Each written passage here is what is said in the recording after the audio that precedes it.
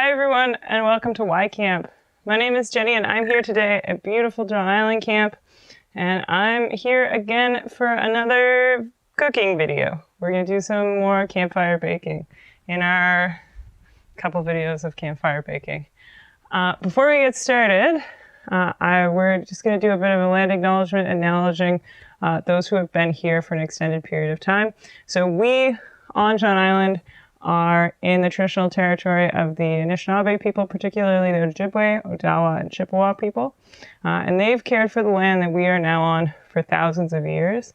And it's important to recognize this, that they have been caretakers of the land for an extended period of time, and that as settlers, we have a responsibility to understand their contributions that they have made to our community and work with them and for them towards truth and reconciliation. So with that all in mind, let's get to some making of cinnamon buns. So we're making some cinnamon buns today, and there's a lot of things that you're going to need for this. So we are going to be doing them in a Dutch oven, which I don't know what's on screen, which is this big. This is a cast aluminum Dutch oven. It has a lid somewhere. I'm not sure where the lid has gone. But we're going to cook them in that over a campfire, which is made and out of frame just over there. We'll go over there later. And then the ingredients that we're going to need are some quick action yeast. I don't know what it's exactly called. Some flour. We're using rice flour because that's gluten-free. But you could use any regular flour. For our wet ingredients, and this has a little bit of salt mixed in. It's got just a pinch of salt. And then for our wet ingredients, we have 2 eggs. We've got a 1/4 cup of butter, and then a 1/4 cup of milk, but we've used oat milk because lactose intolerance, and this is actually not butter, it's margarine, but I digress. And then for the topping that will go inside your cinnamon buns, you're going to use more of your butter or margarine, and then we're going to use some pre-mixed, it's just brown sugar and cinnamon mixed together. So those are all the things you need. And then in terms of for utensils and stuff, because we're using a Dutch oven, we're going to use a frying pan to gather the coals out, and then we're going to need obviously the Dutch oven, and then a fire, and some of the stuff that goes with that. So those are all the things we need to do it to it. So to get started, the first thing that we're going to do is we're going to take our quick active dry yeast, whatever it is, and we're going to mix in all of our wet ingredients. These have all been whisked together already, which is quite convenient because through the magic of video making, we can do that. And then for your milk, it should be kind of lukewarm bath water temperature. Fortunately, it's about 30 degrees outside right now and very sunny, so that was not a hard task to achieve. So we're going to mix those together, and then we're going to whisk it all up, and then once we've whisked that together, we should be able to add in our flour, and then we will knead it and do all that. So while I do this, how about I tell you a really funny joke that doesn't make the assistant camp director here cringe every single time I tell it, which is, what did the one cinnamon bun in the oven say to the other cinnamon bun in the oven?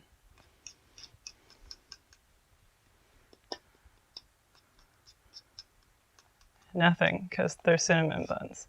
But let's keep moving forward. So we're going to add most of the flour. This was actually a little bit over measured, so we have about a 1/2 cup left that we're going to use when we're kneading it together. So you're going to see that we've got kind of this like ooey gooey situation. We're going to mix it as best as we can, and then we're going to knead it. If you were doing this in a kitchen, which we are not, you could use a fancy dancy machine, but we're just going to knead it for like 5 to 8 minutes with our hands. It's going to take a little bit. Right now it's got a lot of liquid, so hopefully we'll be able to kind of get it a bit more congealed before I have to touch it. If you are like we are and you're cooking over a campfire, or you're at a campsite or something fancy dancy like that, just making sure that you're washing your hands before, and that you have hand sanitizer or things to wash before you actually get into the cooking. And so we're gonna then take this flour, we're gonna sprinkle it over our area. We've brought out a handy dandy pan from the kitchen so that we don't have to do it on the picnic table, because that would be not our best actions. Yeah, so we're just gonna keep going. So something you may notice is that we used active dry yeast, which is active dry yeast is like a yeast, the same that you would use in bread. So the recipe we're really using is just a sweet bread. And you don't have to do this, especially for cinnamon buns that you're doing on a camping trip. You could make a different kind of loaf with like a Bisquick or a pre-made mix. We're just doing it this way because I really like a good old classic cinnamon bun, and it's just like what I'm into, but not everyone has to be into this. So if you were doing this with a like a normal wheat flour and not a rice flour, which is what we're using, it would have a bit of a different texture. It'd get a bit more like the gluten would get activated and it'd be a bit more stretchy. But unfortunately, rice does not have gluten, or fortunately if you're gluten intolerant or celiac, but here we go. So we just have to keep kneading this.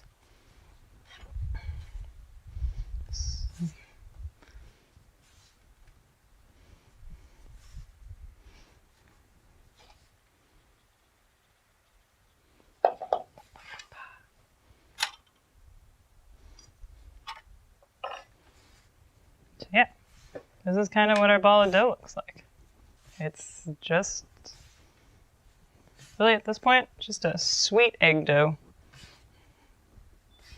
So once you've got your dough and it's nice and kneaded and it shouldn't be sticky or wet, but it should be like, should have a little bit of moisture to it when you touch it. But it obviously shouldn't be wet. It should be very similar to if you've made bread, or if you stay tuned for our video the next time, you'll see me, we'll be making bread, but a different kind of bread. But it should be not too sticky, but it shouldn't be like dry. It shouldn't have like a layer of flour that's consistently on the outside. So once it hits that, what you're gonna do is you're gonna put it in a lightly greased bowl, and then you're gonna cover that, and then you're gonna let it rise for about an hour and a half. So if we see how big it is, it should roughly double in size. Fortunately, we are prepared here and have made a ball of dough earlier today so that we could show you the comparison. So this is our one that's been rising, and then this is our other one. It's a little bit smaller. You can see that this one's bigger. It does look like it's mushed down, but I promise you it is bigger. And so this guy will now get set off to the side, and it will get to rise over here with the covering that the other one once had. So we've made our dough. We've now set it aside. We can now move to our next step. So hopefully at this point, if you were doing this over a campfire like we are, you would go off, you would build your fire, you would let your fire burn down. Just remembering that if you are building or working with fire, you always want to have an adult around or somebody who knows what they're doing with fire. Getting help is really important. So once you've done all of that, hopefully you'll have like a pretty good fire that's burnt down. You've got some low, warm, hot coals, but we don't have that big flamey fire that we talked about in the last time that I appeared here. And now our bread our quick bread has risen, or not our quick bread, our yeast bread, but our sweet bread has risen. And now what we're gonna do is we're kind of gonna roll it out. For the convenience of us, we're just gonna push it out with our hands because I don't have such a fancy utensil to roll it out with. You could use a water bottle or something round, or a rolling pin if you're. So we're gonna roll that one out. And then once it's rolled out, we're gonna sprinkle it we're gonna cover it in a little bit of margarine, then we're gonna sprinkle our cinnamon and sugar mix. We're gonna roll it up. We're gonna cut it into little wedges, pinwheels, and then we're gonna put those in our greased up Dutch oven as kind of like a big congealed many little cinnamon buns in a bigger cinnamon bun, if that makes sense. So let's do it to it. So this is already a little bit lightly floured.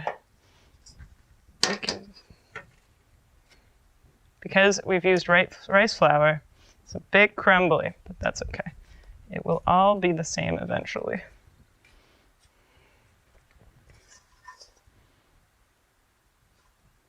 Okay. So we're just going to spread this out, push down into one square.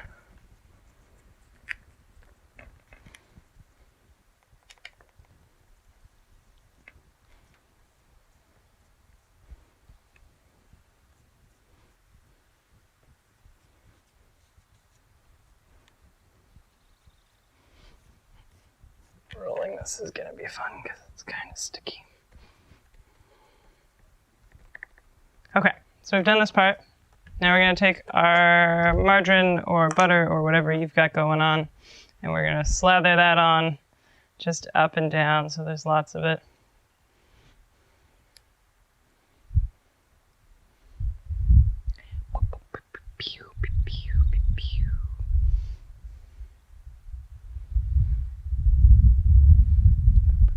This is going to be really butter. Margarine-y? I don't know. You know what I mean. Okay. And then also while we're doing this, we're going to use some to grease up our Dutch oven. We're just going to put some spoonfuls in, and then we'll use the dough a little bit later to move it around.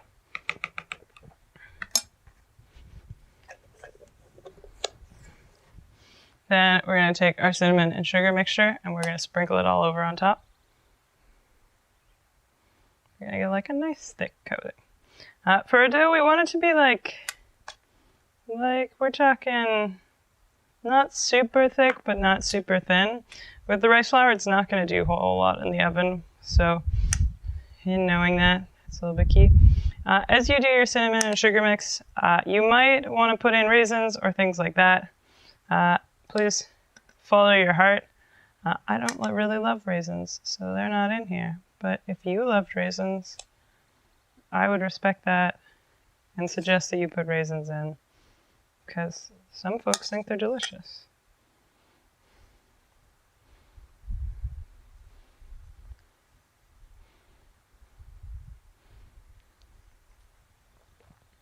Okay, so now we got a pretty good covering. A little bit more.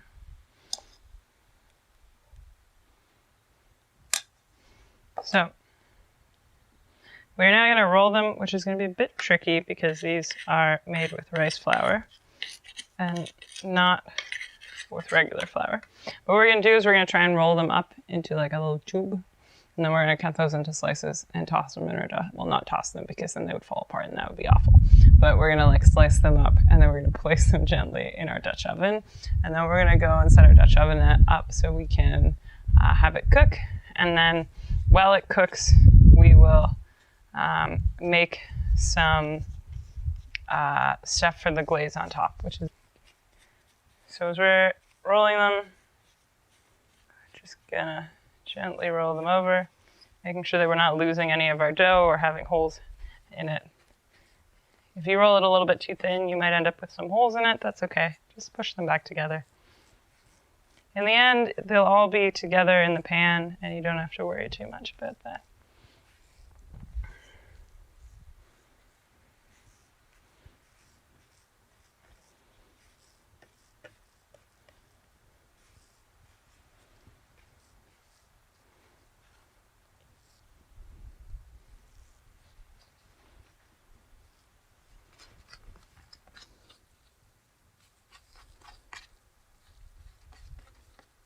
Okay, so now we've got our nice cinnamon roll tube. We might take a little bit more of our cinnamon and sugar and just stuff it in the ends, because sometimes they end up with not quite enough because it won't stay. So we just want to make sure that they're nice and sweet and sugary, and it'll get all caramelized while they're in the... With the knife, we are going to cut them up into little cinnamon rolls. I'm going to do them, and they'll be about 2 inches, so like about 2 inches, and then we'll cut them up. And we'll make another one about 2 inches. If you don't know inches, roughly 5 centimeters. These are a bit bigger than 5 centimeters. Also, they're getting bigger as I go across in typical fashion. Also, just for some context, these are both dairy-free and gluten-free. So this last one's going to be pretty big. We'll leave it big instead of bigger is better than too small. Yeah, so these are dairy-free, gluten-free, all that fun stuff. Because that's the thing. Okay, so now that these are all spread out, we're going to take our buttery sugar spoon. Well, not our sugar spoon, it's just buttery. We're going to smear around the margarine that's in here so that it's nice and greased up so that we're not going to burn our cinnamon buns to the pan. Because if you saw my last video, you would know that I definitely had a little bit of burning happen with my brownies. Well, my Dutch oven brownies. So, don't do that. We don't want that. We just want, like, not having that happen. So we're going to coat the inside of the pan. Then we're going to put our little cinnamon buns in there. So we're just going to put them in. We're going to start in the middle, and then we're going to work our way around. And hopefully, oh no, this guy's trying to escape himself. Don't want that.